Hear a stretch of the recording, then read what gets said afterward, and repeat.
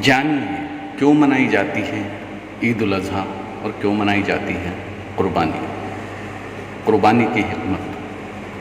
کہہ دو کہ میری نماز، میری قربانی یعنی میرا جینا، میرا مرنا اللہ کے لیے جو سب عالموں کا رب ہے۔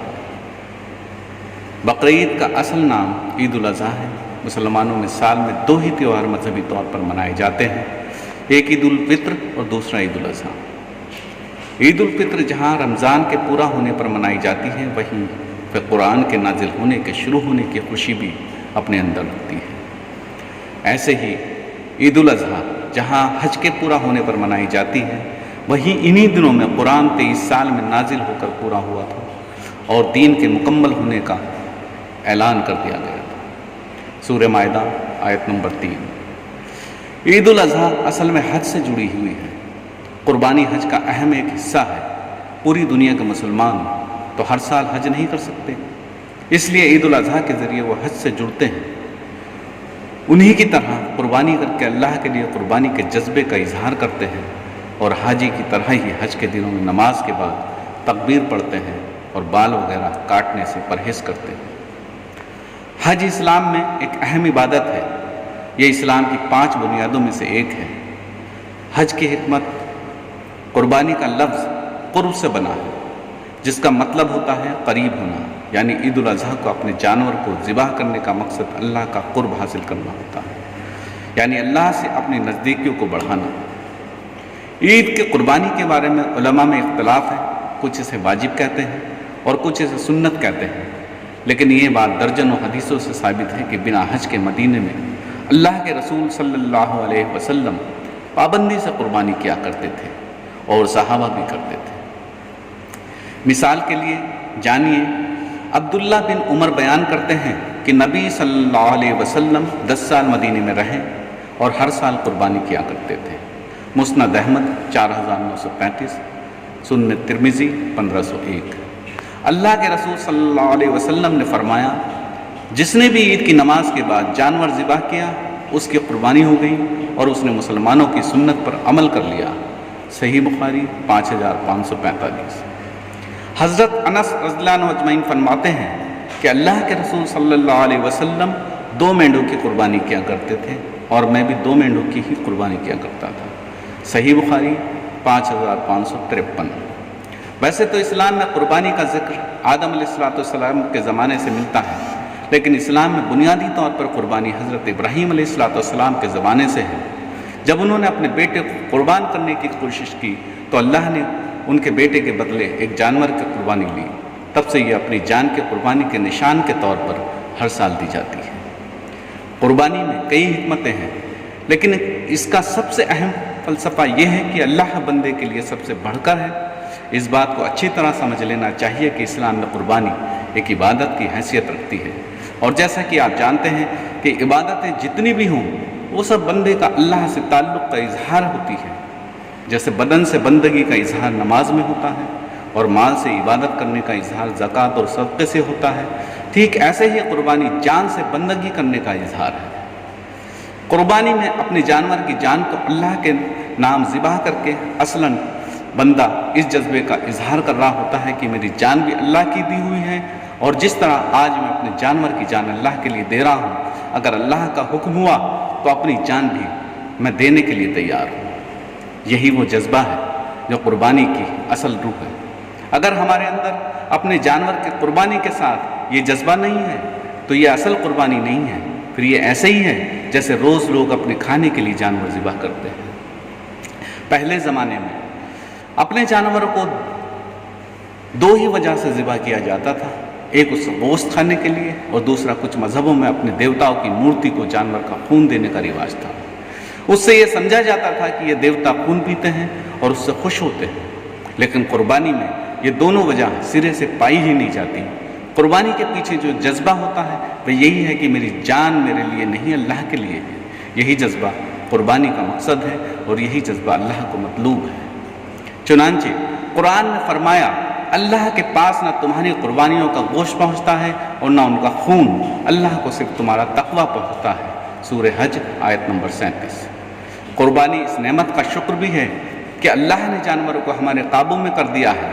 ہم تو شاید اس کا احساس ایسے نہیں کر سکتے، لیکن ہمارے پوروج جانور ہی کے سہارے پلے بڑھے ہیں۔ کئی جانور کہ ہم سے زیادہ طاقتور ہونے کے باوجود اللہ نے انہیں ہمارے قابو میں ایسے کیا کہ بنا کسی مزدوری کے وہ ہمارے لیے کام کرتے رہے۔ ہم نے انہیں کھوٹی سے باندھا، انہیں خریدا بیچا، ان سے کھیتوں میں مشکل کام کیے، ان پر سواری کی اور بھاری سامان ڈھویا اور بنا قیمت دیے ان سے دودھ لیا۔ یہ سب کچھ ہمارے لیے صرف اس لیے ممکن ہوا کیونکہ اللہ نے انہیں ہمارے قابو میں کر رکھا ہے۔ قربانی اس کا بھی شکر ادا کرنا ہے کہ اس میں آپ اپنے جانور کو اللہ کے لیے قربان کرتے ہیں۔ اسی کے لیے قرآن میں ارشاد ہے، اور ہم نے ہر امت کے لیے قربانی مقرر کی ہے تاکہ اللہ نے ان کو جو چوپائے بخشے ہیں ان پر وہ ذبح کرتے ہوئے اس کا نام لیں، پس تمہارا معبود ایک ہی معبود ہے، اس لیے تم اپنے آپ کو اسی کے حوالے کر دو اور خوشخبری دو ان لوگوں کو جن کے دل اللہ کے آگے جھکے ہوئے ہیں۔ سورہ حج آیت نمبر 34۔ قرآن میں فرمایا ہے کہ اللہ نے جانوروں کو اس لیے یوں تمہارے قابو میں کر دیا ہے تاکہ جس طرح اللہ نے تمہیں بنایا ہے اسی طرح اس کی بڑائی کرو اور نیک لوگوں کو آنے والی زندگی کی خوشخبری دو۔ سورہ حج آیت نمبر 37۔ ایک اہم حکمت قربانی کی یہ بھی ہے کہ اس کے ذریعے حضرت ابراہیم علیہ السلام اور ان کے پریوار کی توحید کے لیے جانے والی محنتیں، مشقتیں اور قربانیوں کو یاد کیا جائے۔ اس لمحے کو خاص کر یاد کیا جائے جب حضرت ابراہیم علیہ السلام کو خواب میں حکم دیا گیا کہ وہ اپنے بیٹے حضرت اسماعیل علیہ السلام کو اللہ کے لیے قربان کریں، تو انہوں نے اس حکم پر عمل کرنے کی ٹھانی اور پھر اپنے بیٹے حضرت اسماعیل علیہ السلام سے مشورہ کیا تو انہوں نے بھی خوشی سے اللہ پر قربان ہونے کی اچھا ظاہر کی۔ اس گھٹنا میں جہاں ایک طرف حضرت ابراہیم علیہ السلام کے صبر، وفاداری اور اللہ ہی کا حق ہونے کی تعلیم ہے، کیونکہ ایک باپ کے لیے اپنے بچے کی گردن پر چھری چلانا خود کو مار ڈالنے سے کہیں زیادہ مشکل کام ہے۔ وہیں ان کے بیٹے نے بھی اللہ کے آگے جھکنے میں کوئی کسر نہیں چھوڑی تھی۔ قرآن میں ان باپ بیٹوں کی بات چیت کچھ اس طرح نقل ہوئی ہے۔ ابراہیم نے کہا، اے میرے بیٹے، میں خواب میں تمہیں قربان کرتے ہوئے دیکھتا ہوں، تو تم بتاؤ کہ اس بارے میں تمہاری کیا رائے ہے؟ بیٹے نے جواب دیا، ابو جان، آپ کو جو حکم دیا جا رہا ہے اسے ضرور پورا کیجیے، اگر اللہ نے چاہا تو آپ مجھے صبر کرنے والوں میں پائیں گے۔ سورہ صفات آیت نمبر 102۔ سچ ہے کہ یہ جواب ابراہیم کے بیٹے کا ہی ہو سکتا تھا۔ اس میں حضرت اسماعیل علیہ السلام کا کمال یہ ہی نہیں کہ قربان ہونے کے لیے تیار ہو گئی، بلکہ کمال یہ بھی ہے کہ اپنی اچھائی کو اللہ کی طرف منسوب کیا کہ اگر اللہ نے چاہا تو آپ مجھے صبر کرنے والوں میں پائیں گے۔ اسی حوالے سے ایک اور حکمت اس حدیث میں بیان ہوئی ہے۔ اللہ کے رسول صلی اللہ علیہ وسلم سے صحابہ نے پوچھا کہ اللہ کے رسول، یہ قربانیاں کیا ہیں؟ آپ صلی اللہ علیہ وسلم نے جواب دیا کہ تمہارے باپ ابراہیم کا طریقہ ہے۔ مسند احمد 18797، ابن ماجہ 3127۔ اس حدیث سے قربانی کی حکمت سمجھ میں آتی ہے، وہ ہے حضرت ابراہیم علیہ السلام کے طریقوں کو ظاہری طور پر انجام دے کر اس کو عملی طور سے اپنی زندگی میں شامل کرنا۔ ابراہیم صرف ایک نام نہیں ہے، بلکہ ابراہیم ایک سمبل ہے توحید پر ایمان کا۔ ابراہیم ایک سمبل ہے سچائی کو عقلی بنیادوں پر پا لینے کا۔ ابراہیم ایک سمبل ہے سچائی کے لیے قربانیوں کا۔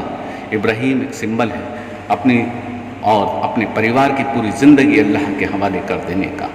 ہم جانتے ہیں حضرت ابراہیم علیہ السلام نے توحید کے معاملے میں اپنے بڑوں سے، اپنے باپ داداؤں کے دین سے کوئی سمجھوتا نہیں کیا۔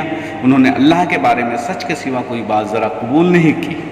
حضرت ابراہیم علیہ السلام وہ ہیں جنہوں نے آزمائش کے امتحان کو 100% سے پاس کیا، جن کے بارے میں قرآن نے فرمایا، اور جب ابراہیم کو ان کے رب نے کئی باتوں سے آزمایا تو انہوں نے انہیں آخری درجے میں پورا کر دکھایا۔ سورہ بقرہ آیت نمبر 124۔ اس لیے اللہ نے فرمایا، سلام ہو ابراہیم پر۔ سورہ صفات آیت نمبر 109۔ بے شک وہ ہمارے مومن بندوں میں سے تھا۔ سورہ صفات آیت نمبر 111۔ بے شک ابراہیم اپنی جگہ ایک الگ امت تھے، اللہ کے فرما بردار، سب باطل خداؤں سے کٹ کر صرف ایک اللہ کے ہونے والے تھے، اور اللہ کے ساتھ کسی کو شریک کرنے والے ہرگز نہیں تھے۔ سورہ نحل آیت نمبر 120۔ لہٰذا صرف اپنے ایک جانور کو قربان کر لینے سے ہم ابراہیم کے نقش قدم پر نہیں کہلائے جا سکتے، اس کے لیے تو ہمیں حنیف ہونا پڑے گا۔ اور حنیف کہتے ہیں جو صرف اللہ کا ہو جائے، اس کی ناراضگی سے ڈرے، اس سے سب سے بڑھ کر محبت کرے۔ قرآن نے فرمایا، بے شک سب لوگوں میں ابراہیم سے قریب وہ لوگ ہیں جو ان کی پیروی کرتے ہیں، اور یہ نبی حضرت محمد صلی اللہ علیہ وسلم ہیں، اور وہ لوگ جو ایمان لائے یعنی صحابہ اور اللہ مومنوں کا ساتھی ہے۔ سورہ آل عمران آیت نمبر 68۔ تو ایک طرف قربانی کے یہ عظیم مقصد اور حکمتیں ہیں، اور دوسری طرف عید الاضحیٰ کو ہمارا رویہ، آگے ہمیں کچھ کہنے کی ضرورت نہیں۔ ہم میں سے ہر ایک خود اپنے گریبان میں جھانک کر دیکھ سکتا ہے کہ کیا واقعی عید الاضحیٰ کو میرے دل کی کیفیت وہی ہوتی ہے جو قربانی کا مقصد ہے، یا ہم قربانی صرف کھانے اور دکھانے کے لیے کرتے ہیں؟ جان دی ہوئی اسی کی تھی، حق تو یہ ہے کہ حق ادا نہ